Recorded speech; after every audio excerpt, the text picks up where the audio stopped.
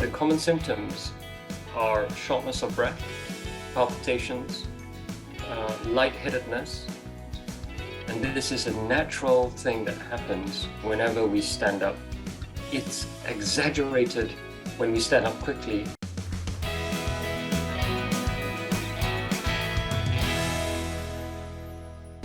So if you recovered from COVID, you could still be struggling with things like cannot sleep, tiredness, breathing difficulties, whatnot.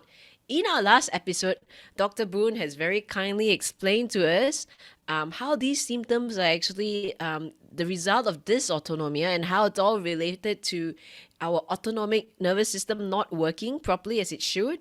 I highly recommend that you watch that video if you haven't. He explains it very clearly. Now, Dr. Boon is the leading expert on this topic. He grew up in KL. He's now practicing in London.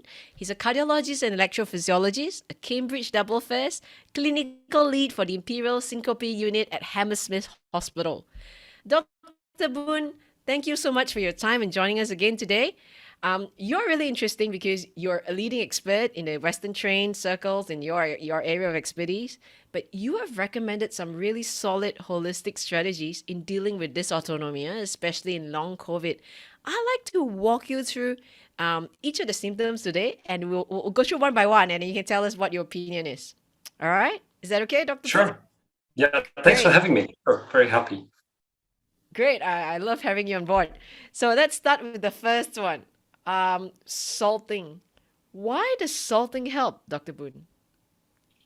So salt is one of those things that we are often advised by our regulatory authorities not to have more of, because salt actually increases your blood pressure.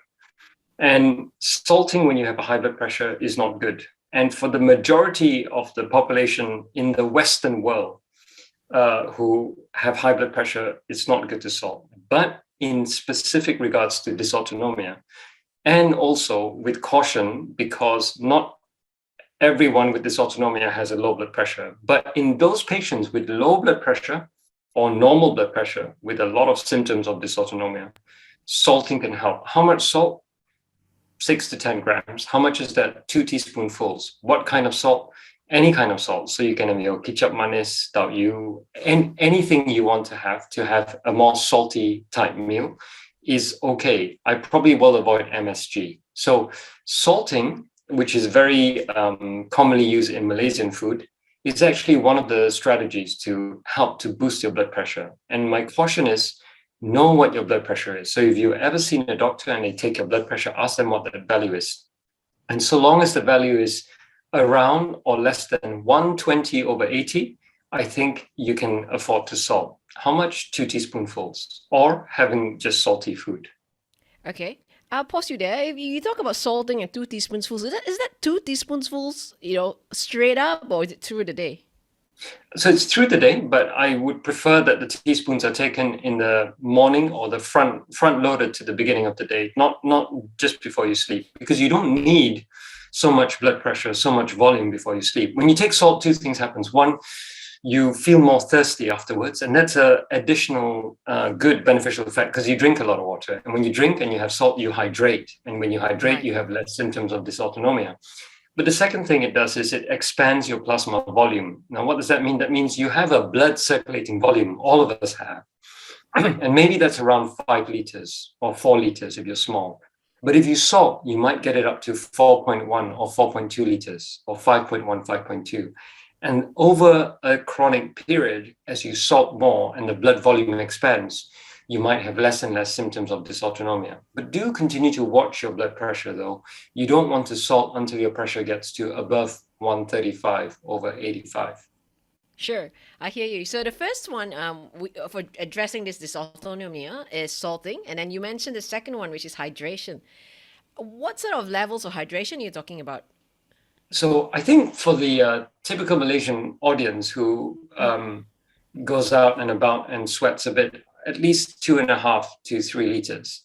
If you are a kind of physical worker and you're out in the sun, and there are periods where you sweat like hell throughout the day, then maybe you should add your sweat loss. So maybe 3 to 4 liters a day. And certainly if you go out to the gym or you go for a long cycle or you spin, then you should add on your gym losses to the 2.5 or 3 liters. So you might take even 4 or 5 liters. The point is, you need to replace the water that you're losing through sweat plus another 2.5 to 3 liters a day. Because remember, we also lose fluid when we breathe, right? When we breathe, the moisture that comes up in our breath is loss of fluid. When we sweat, obviously, but also when we make urine. And those are the major sources of loss of water. I see. What's really interesting is I had long COVID, and I, like most people around me, they were telling me that perhaps something's wrong with your lungs, right? But I didn't feel that way. I took my O2, and I thought it was not quite right about my lungs, and then I came across some videos of yourself, Dr. Boon, where you talked about it could be an issue with obviously dysautonomia and the blood pressure being low, and I remember at that point stepping on a blood pressure monitor myself, and my reading was the systolic, which is the top one, right? It was only in the 70s. Yeah. So I thought, oh, this man is right. Like I've got really low blood pressure. That's what's causing all my issues, right? So I was really fascinated by that. And from there, I tried what you said, which was to hydrate and to salt. So I added salt in the morning to just a cup of warm water. It's the first thing I do now every morning. Warm water with salt. I'd say a third of a teaspoon of salt, so it's not too salty. Have it, and I did that, and then I added a bit more salt in my diet through the day. And I saw a remarkable progress. Within the second day, I was in my 80s. Within the third day, I was in the 90s. And within the fourth or fifth day, I was hitting 100. Or just over 100. And it was remarkable because before COVID, my blood pressure, my systolic would be about in the 90s. It was a struggle to even get it 100. But because of the hydration and salting, you got me to over 100 towards 105, which was phenomenal. Consistent with my symptoms, I started having less POTS. I could stand up and not get dizzy. I could start, I could start walking. I couldn't walk fast anymore, but at least I could start walking without feeling like really lightheaded and feeling like I had to be horizontal. So that was really good. So I'm here to tell people that as simple and as cheap as salting and hydrating sounds, it actually works. Well, I think you gave the example very well. You are a case in point. And just let me ask you, is it quite easy for you to get a blood pressure machine? And is it easy, do you think, easily available for your audience to just buy a machine and learn to use it themselves? Well, we got ours at Shopee. For those of you listening, you get one off Shopee or Lazada. I imagine not sponsored by Shopee or Lazada here, but yeah, you could get one of those there. Or I suspect you could get it in a pharmacy as well. But I didn't get one there. I think it's cheaper online. Okay, so I mean that's a good top tip, and I would say you fall in the classical pattern of long COVID dysautonomia, and the dysautonomic process for you, Pauline, is that your blood pressure set point has been dropped a little bit following long COVID, not a little bit, quite a lot. And so people with long COVID, and actually just to think of the mechanisms, I know this talk is about treatment, but the mechanism why you lose your blood pressure is when you have a chronic illness, or not chronic, but an acute illness that floors you, that means you cannot do anything for that 5 days. You're so sick, you're in bed, you're coughing, you've got fever. Something shifts in your body. And when you're flat for a long time, you lose the conditioning, you lose the ability to be upright, and your blood pressure set point in your brain, which is set by that bit of the primitive brain we talked about in the first episode, is set lower. So where your previously set blood pressure was 95, for example, after an acute illness like long COVID, it dropped to 75. And you might not know this until you check your blood pressure. So yes, I would urge all your listeners to get a blood pressure cuff. Make it an upper arm cuff, so one that goes in your biceps, not your wrist, because that is a validated one, and it doesn't need to be expensive. I would imagine 150 ringgit or 200 ringgit, you can get one. And then check your blood pressure. And if you want to be more precise, Pauline, check your blood pressure when you're sitting and do it 3 times, and then stand up and do it 5 times over 5 minutes. And when you stand there, stand still with your hands by your side. Don't move your legs, and just get somebody to press the button repeatedly and write it down on a piece of paper. If you see that your blood pressure falls during standing and your heart rate goes up during standing, for example, in your case, it might start at 80 over 60, and then it falls to 70 over 50, but your heart rate goes from 80 to 110, and it stays 110 throughout the 5 minutes, then very, very likely you have dysautonomia. And guess what? You've made a self-diagnosis there.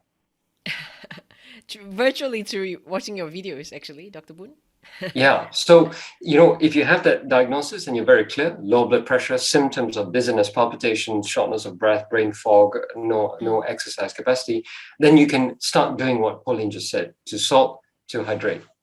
Let's move on to the next one you mentioned, shortness of breath. So the other thing that I experienced was, previously I could brisk walk, I could hike, I was physically active, and suddenly just walking 5 meters was a struggle. It felt like I just ran a marathon. Let's talk a bit of breath work, Dr. Boon. Tell us a bit more. What sort of breath work would be ideal, and how does breath work actually help?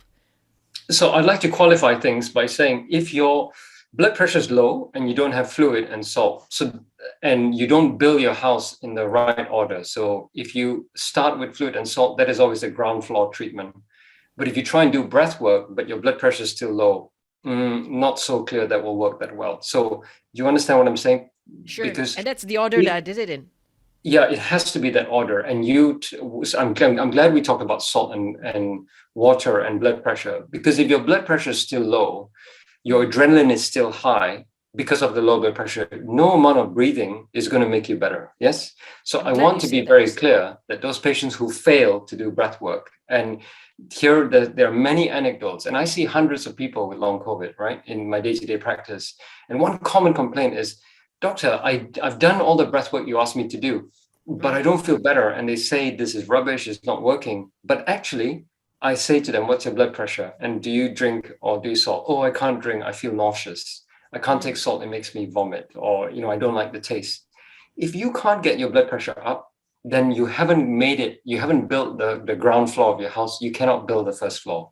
So what I would say is the breath work comes in handy when your blood pressure is already good because of the salt, the hydration. Okay.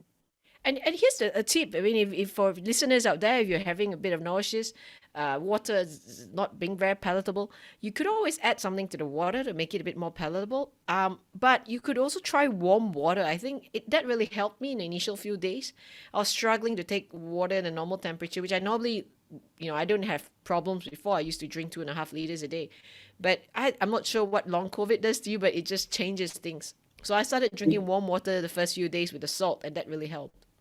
Yeah, I think the other tip here is, I don't mind if you have long COVID, just to sweeten it a bit with, say, Ribena or, like a cordial. If that is what makes you drink, I would much rather you have a bit of sugar and be able to take that drink than to not drink at all. So that is a different tip.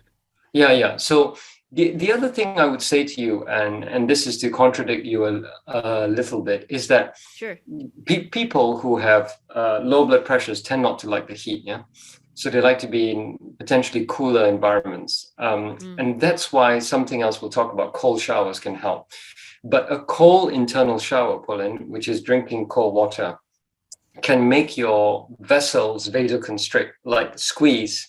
And when your vessels constrict, your blood pressure can go up as well. So often, in contrast to what you said, I often tell my patients, before you exercise, if you want to try and exercise, if you've got COVID or long COVID and you find it difficult to exercise, one tip is to take salty, quite cold water 5 to 15 minutes before you exercise, and take 500 mils. So one full bottle.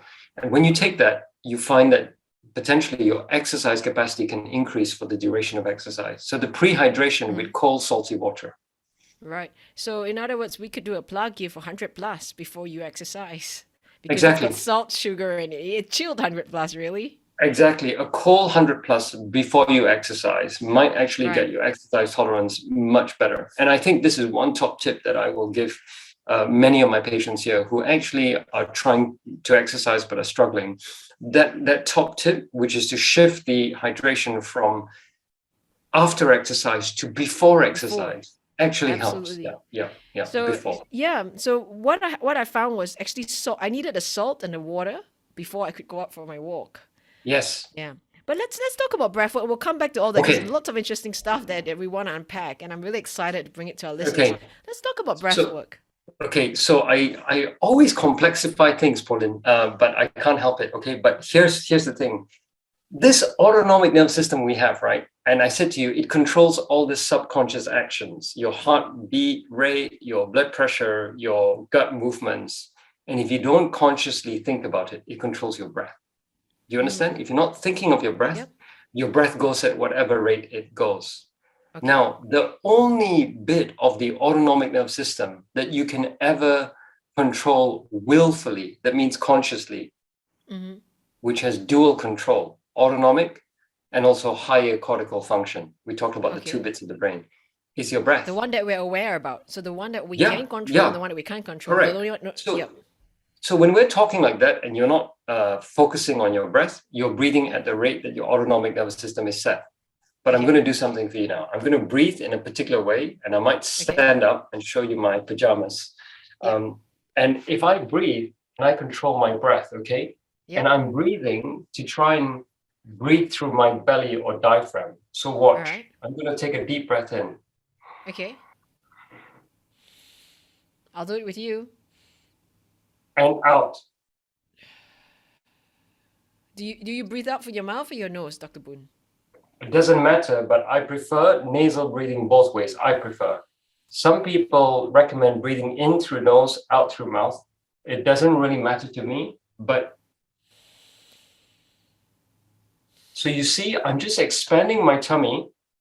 My chest is not moving. And this is called a deep diaphragm breath. So if I do it from the front, if I breathe in, and if I breathe out, chest is not really moving. Is there a duration hold? Yeah. So the ideal breath for, if you like, coming into balance, that yin yang balance, is probably 5 to 6 seconds in, 5 to 6 seconds out without any breath hold. And that gets you a very nice, almost sinusoidal pattern, like a wave that goes up and down regularly. Right. And that is the kind of what James Nestor calls the ideal breath. James Nestor is the author. Can you show the book, Pauline? Yeah, I've got a book here. I haven't read it, but I got a copy on hand. So this is the book, the New Science of a Lost Art. And my recommendation to your audience is that if you'd like to read about phenomenal way of healing, this book will tell you all the ways in which breath, if we control our breath and breathing style, can really, really help. So this breath is 1, deep, number 2, slow, and number 3, diaphragmatic, and number 4, nasal. There are benefits of breathing through your nose. You've got what's called nasal nitric oxide activation, and you filter the air. So breathing in 100% through the nose. Right. Breathing out can be mouth or nose. I prefer nose because I want to learn to just be a nasal breather. Now, when you breathe in through the nose and you take the breath in, the second component, and that in itself, those 4 things that I said, right, will already activate your vagus and try and bring the balance of the sympathetic and parasympathetic right to baseline. But there's one other thing, which is if you couple the breath with a thought of, let's say, gratitude or compassion, you double activate that parasympathetic nervous system. Wow. We can discuss this now or afterwards. Let's do it now.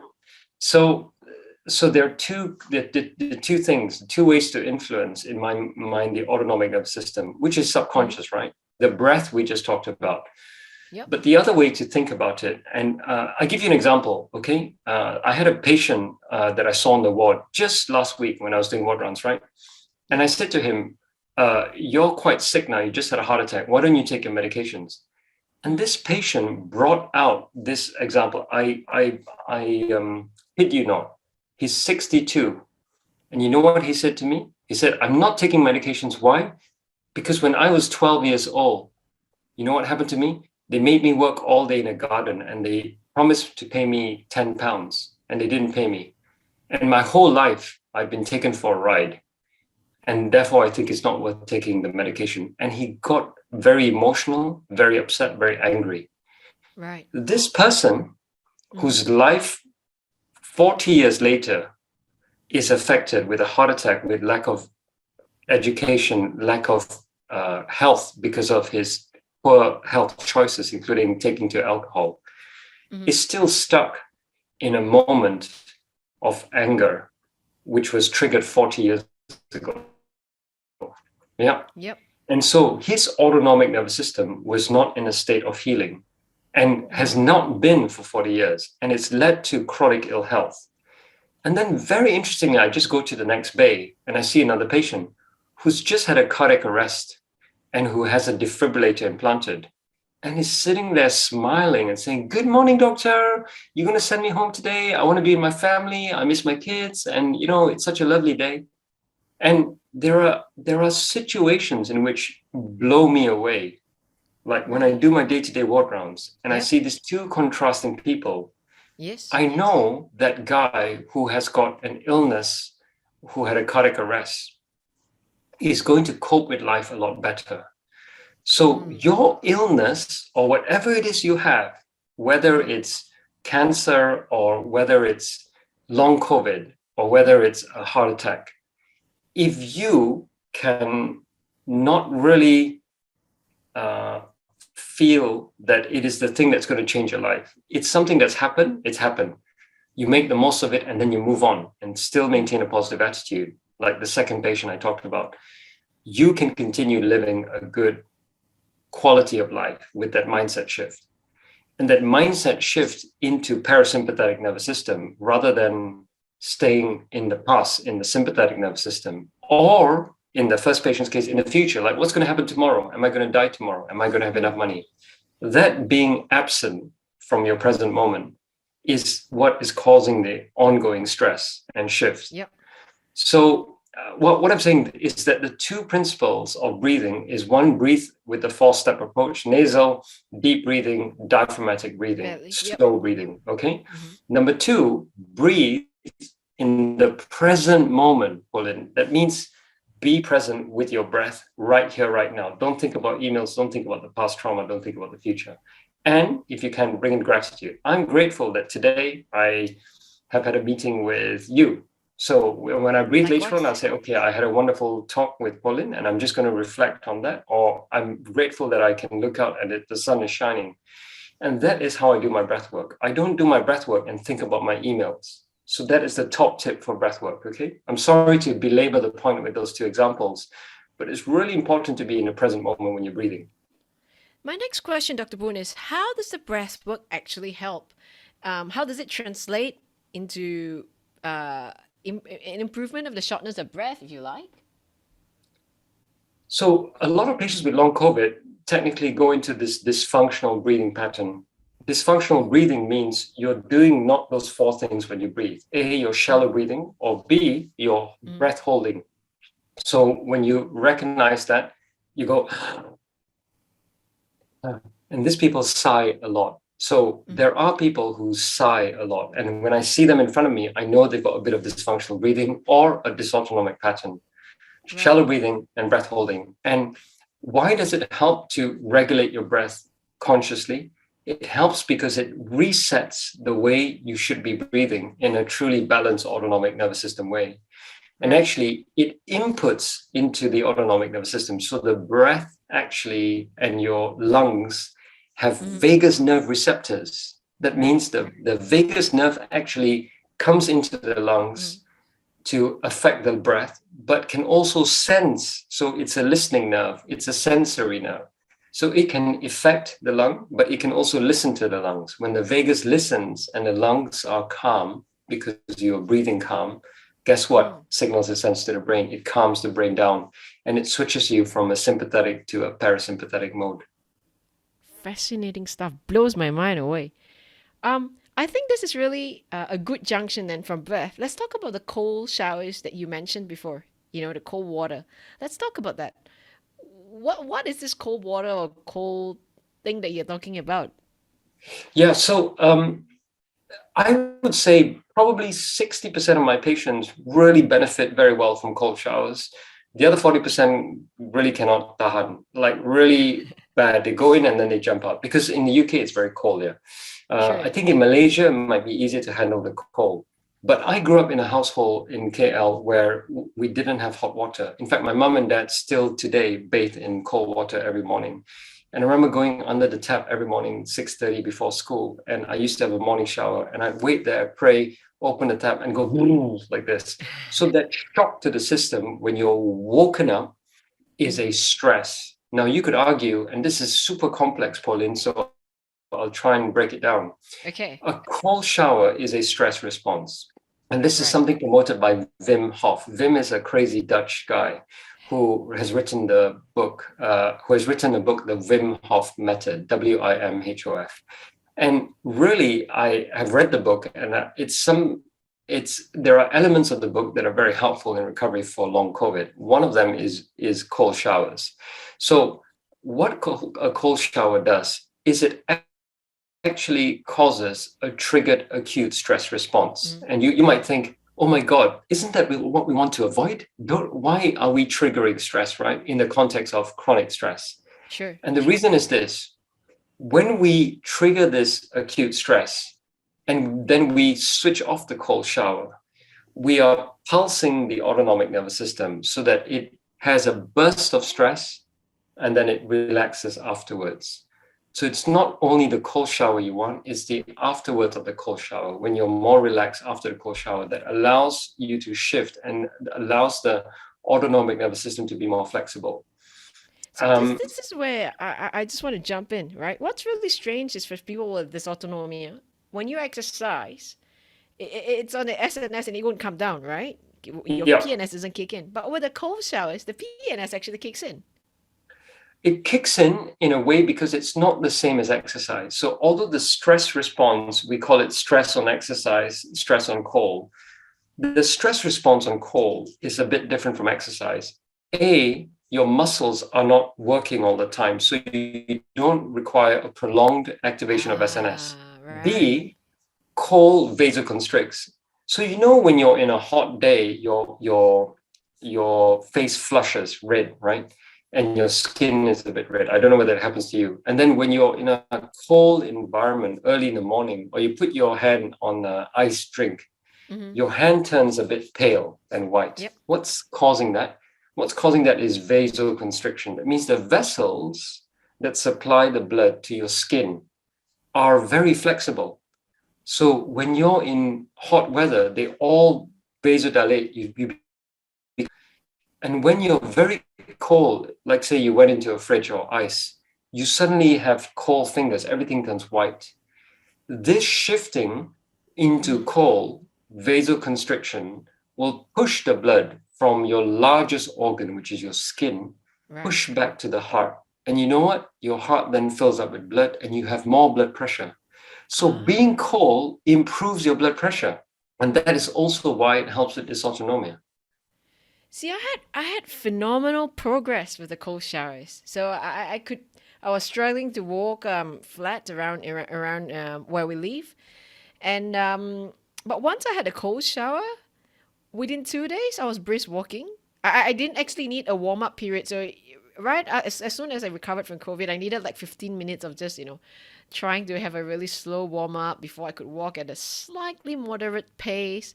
But then I noticed a remarkable improvement after two consecutive days of cold showers.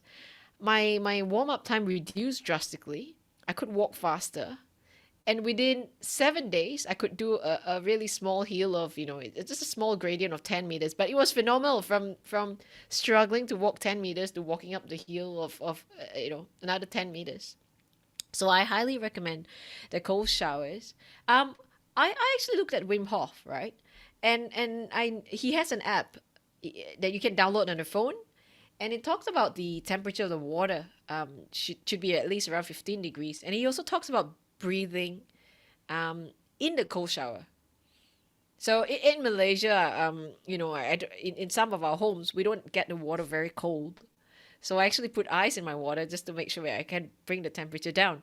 But he talks about breathing, similar breathing style to what you described earlier, and then holding that breath in that shower. And I found, and I did both. So I did a cold shower without the breathing, and I did a cold shower with the breathing. And I actually feel that the cold shower with the breathing does give me a better progress, a better result.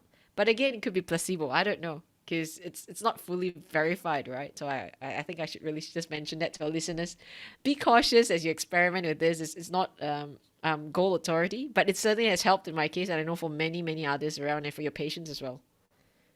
So all I would say is Vim has not invented this. This has been an ancient tradition that has been done by for many hundreds of years by people who are either a yogi or somebody who's a master meditator. And there's something called tumo, where you can generate heat. So the special ability, the X-Men ability that Wim Hof has is to stay in the cold almost naked, just with his underwear for many hours. And he's held many records for like running on the Arctic Circle, going up Everest in a t-shirt.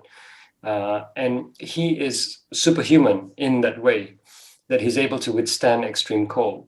And he's perfected the art of tumo meditation, which is a form of breathwork that generates heat. So his thermogenesis or heat generation is phenomenal. Not all of us can get to be like that, and not all of us can stand a cold shower. But the other thing that Wim has is this unbridled ability to just share without filter whatever he's experiencing.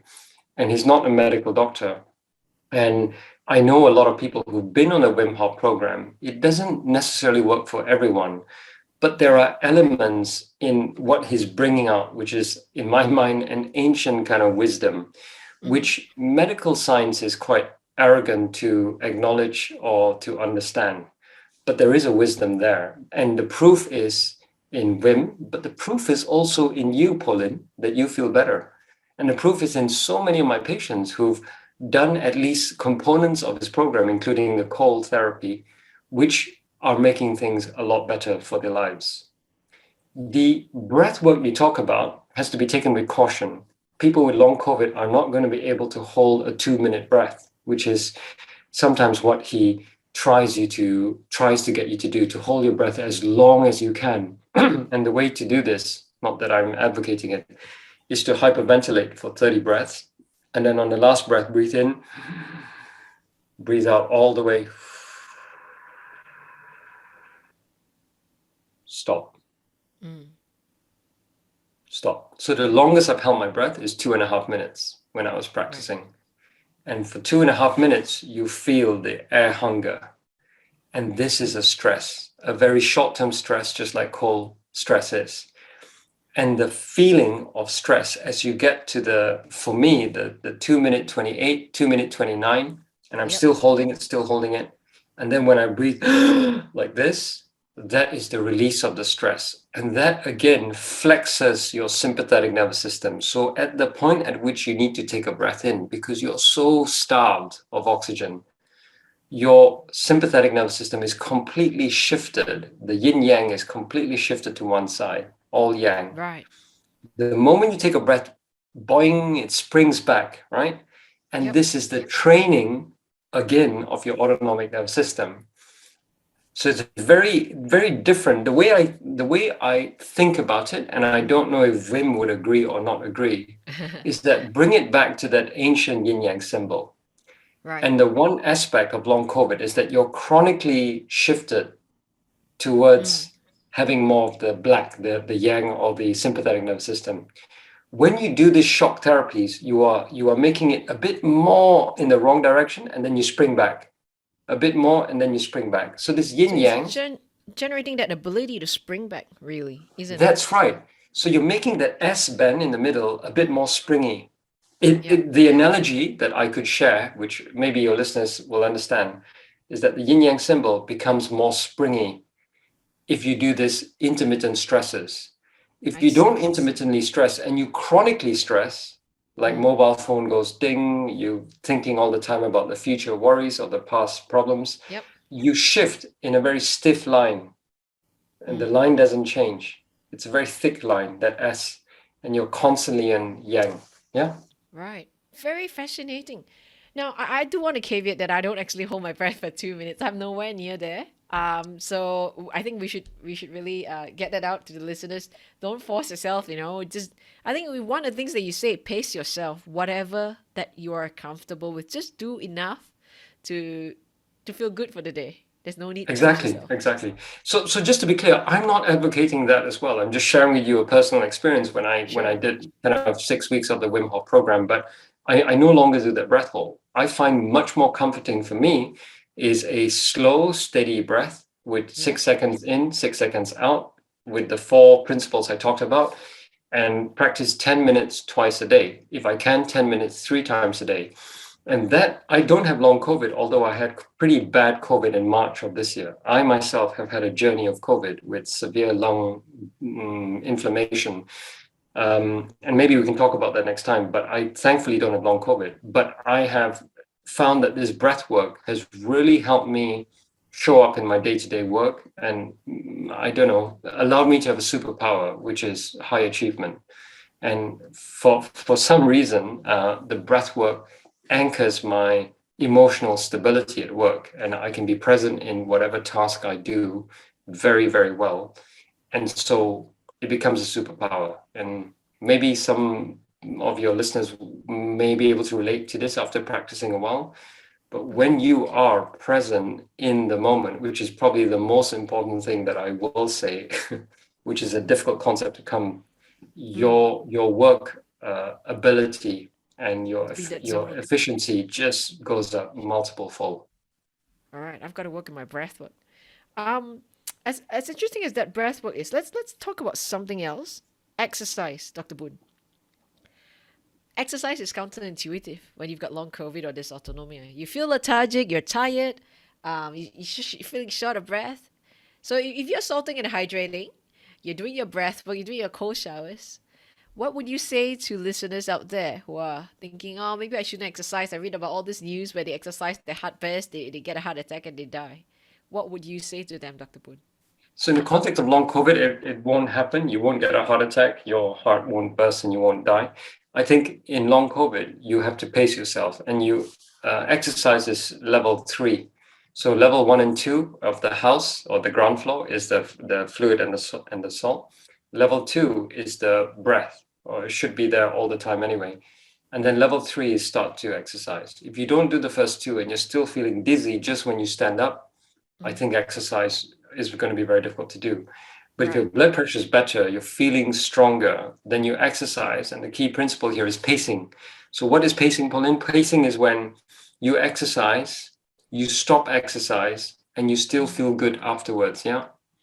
Because one of the biggest problems I see is people say, okay, I feel good now. Let me go Mm. for a 5K run. And they come back, and then for 3 days, they can't get out of bed. Yeah. Now Right. that is doing too much. So Okay. at the time you drank water, you do salt, you do breathing, you felt strong, and you go and Mm. do over and above what you should have done, i.e. 5K, then you may not be pacing right. And the pacing strategy is this. There are two ways to pace. One, you run, you feel tired, and you feel you can't do it anymore, then you back off. That should be available for all of us very easily, because we feel when we can do it and we feel when we can't. And if you feel you can't run, then don't run. But if you feel strong and you feel you can run and you're scared to run because you fear you might die or you get a heart attack, then don't let that fear stop you running. But set a timer or a limit. So depending on your fitness, you might say, okay, today I'm going to run for 5 minutes. Come home, drink lots of water, breathe. And if you feel well for the rest of Yep. the day, then the next day you run 7 minutes. You come back, you Mm. do the same. If you feel well, the next day you do 10 minutes. That is how you pace yourself. You pace yourself by recognizing not only your limits during the run, but how you feel in the next 6 to Afterwards. 12 hours afterwards. And you use that to judge your next run. Understand? Sure. Yeah, sounds like a really good strategy.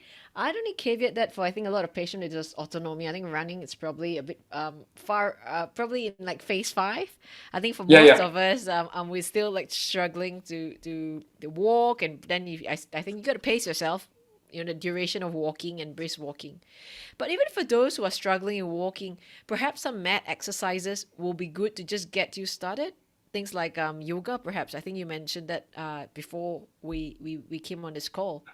Do you want Yeah, to? so I think yoga and Pilates are very good. Just be mindful that the squatting exercise or the bending and standing exercise can be quite challenging for somebody with long COVID and blood pressure fluctuations with standing. So try and do a horizontal mat-based exercise. But sure, like the leg raises and stretches and core exercises would be the first step. To be clear, I'm not advocating that you should be running or jogging.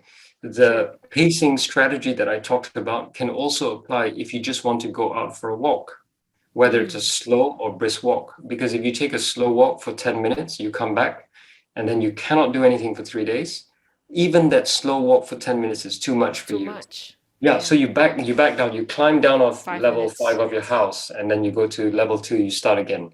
And in this journey to your penthouse, you will go up and down and up and down and up and down. And it's fine. It's fine to recognize that. And actually also recognize and be kind to yourself, because there are going to be things like menstrual cycle for ladies, but also stress at work. If your child gets sick, if you have whatever, an argument with your spouse, if you're not sleeping that well for 2 days, if you have a party and whatever, you're entertaining guests, these are all energy.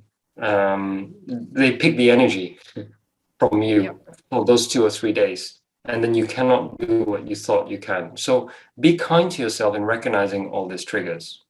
Sure. Yeah, I think be kind to yourself is a huge message, really, because you're gonna have to need lots of cheat days and just do what you can. Whether it's you know, everything that we talk about today, salting, hydration, it's obviously very basic, but things like breath work, even the cold showers or exercise. I suppose at the end it's really about pacing yourself. If you really don't feel so good, then you can power back a little bit.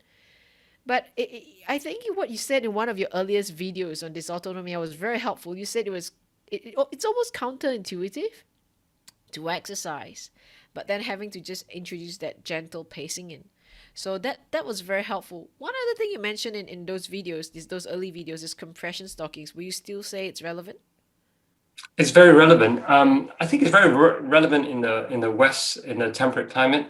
In Malaysia, I think compression stockings can be quite hot to handle in the Very much so. humidity. So I think unless you work in an air-conditioned room or your house is air-conditioned all the time, compression may not be so easy. But if you are able to wear compression, then I would suggest you wear compression ideally to your waist. So the leggings that people wear, like for running in the gym, Yep. like we see the tight compressive ones. Sure. Those are the ones that you could start off. So something like whatever, Nike or Skins is a particular brand that we have in the UK, but just get a nice compressive sports leggings. And those leggings can be something that will boost the blood pressure return, the blood volume return from your lower limbs. And that's why these leggings can be helpful during exercise in an air-conditioned gym, to give you that additional boost. So water, salt, leggings or compression stockings can be very helpful. Great. One last thing I think would be gut. Would you recommend anything for gut? So the gut story relates to the microbiome, which is a very hot and sexy topic now. The microbiome is a bit of the gut that is a fundamental bit of our gut health. And people with dysautonomia, as I said, tend to have gut dysbiosis, where the gut, the pathogens or the bacteria that live in your gut start to change from good bacteria to maybe not so good gas-forming bacteria. Sure. And the reason is, as we discussed, the peristaltic contractions are not so good anymore. You have more gut stasis.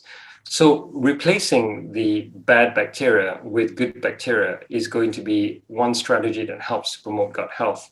And I think you may or may not know this, but the gut is the second seat of immunity. If you think about it, there are a lot of immune cells and there are a lot of nerve cells within the gut. And the gut is said to be the second brain. So the way the gut interacts with the brain, just like I talked about the heart interacting with the brain, is also fundamentally important to recovery from long COVID. And I think looking after our gut health is going to be very, very, I guess it's an additional strategy that sits alongside building all the floors of the house. So throughout this floor building exercise, we need the gut health to be there. So what are the key components? I think less sugar, less carbohydrate, kind of more fermented type gut healthy bacteria food. So I don't know whether kefir, kimchi, sauerkraut, these kind of very healthy, good bacteria agents can be good. I think yogurts can be quite good as well, which contain good bacteria. But relaxing the gut with respect to loading with carbohydrate can be very good in long COVID as well. Because people who eat very high carbohydrate meals, like a big bowl of rice or a big bowl of noodles, can often feel after they eat the dizziness, the palpitations. I don't know whether this is something you experience, but for some of my patients, avoiding these large carbohydrate meals has allowed them to function a lot better. I agree. It wasn't something that I intentionally did. It was just I think I was just listening to my body a little bit more, and I just didn't feel like having as much carbs anymore. And so I took smaller carb meals, not entirely removed, but I just took smaller carb meals and just felt better overall. So I fully second what you've just said. I also read a public study in the UK where they introduced probiotics, I think of a certain combination, and it worked in the study. They weren't quite sure they didn't think it was a placebo effect, but it kind of worked. And so I tried that too. And it's helped a little bit. I couldn't say on authority, the way I measured the salt in the water and my blood pressure went up, I couldn't really point it out that way. But it's one of the measures if people would like to experiment with. So I think we've covered pretty much everything. Is there anything else, your last words on any other measures that you recommend to anyone with long COVID or dysautonomia? I would say don't give up and recognize that every little helps. So you recognize that everything we talked about is coming from all angles. So cold shower, breathing, having some friendly gut bacteria, and salting in water. These are all very different things, right? And yet every one of those facets that come in Combined. may help tweak your autonomic nervous system and get it slightly better. Not in a suddenly I feel better tomorrow kind of way, but in a slowly catch the monkey kind of way, like slowly, better, day by day. And I think whenever you feel better, I want you to express the gratitude that you are better. So be kind to yourself is the ultimate expression of wellness and autonomic health. Because when you're kind to yourself in the present moment, so you wake up in the morning, and although it's not a very good morning, you feel a bit lousy, know that you are better than you were last week, right? And remember that where you are now is still good. And actually coming out of this webinar, know that you are now empowered. If you have to watch it again to pick up the tips, fine. But know that the empowerment starts now, today, right here and now. Don't say, oh, I'll watch the webinar, but I'll start doing it next week. No, if you have symptoms and you have problems, start to drink water and have salt today, like right now, after this, have a drink. Because just embracing the present moment and being well and having gratitude in the present moment already shifts your autonomic nervous system state. That's a good call to action there, but I've got one other call to action to add. Dr. Boon has written a book called Keeping Your Heart Healthy. It's available at your nearest popular bookstore, so do yourself a favor. It's not on dysautonomia, but it's on Keeping the Heart Healthy, written where Dr. Boon explains very simply everything about cardiac health. So I highly recommend the book. Get your copy. Thank you so much for your time today, Dr. Boon. I think we've covered pretty much all the measures that are known for dealing with this dysautonomia and in long COVID. If you are listening to this on Spotify, watching on YouTube, leave us a comment. Tell us what's worked for you. Let's empower one another in this community towards better health. Help us do what we do by hitting that subscribe button as well. Give the video a thumbs up. Share this link. I think it's a very helpful video. This second episode that we talked about. Dr. Boon, thanks again. I'm Boon Lim. See you all soon.